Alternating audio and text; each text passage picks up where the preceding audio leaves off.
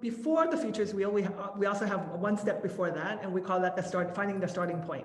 And we look at 4 different verticals of lenses per se. The first one is through the technological lens. So typical node would be something like artificial intelligence or machine learning or nanotechnology.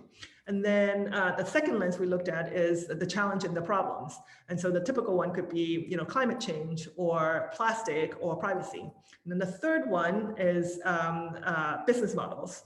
And so that could be a peer-to-peer, or it could be a share economy, or it could be subscription, whatever interests you most. And then the last one is the future space. And this one is a little bit more nebulous and vague, but here's where I put things that I want to see. So for example, I was using I don't want to work anymore.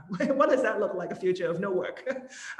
Or a future where, female are leading 90% of the government and CEOs and whatnot. So that particular space is meant for that. And so then what we do is we introduce also, again, the constructive chaos. So we start to mix and match these different things and see if there are potential seeds. And so you can imagine hey, can we understand the chemical industry through a subscription model, basically that you would lease chemicals instead of buying them, and what does that look like? And that could be a potential seed where you can start exploring.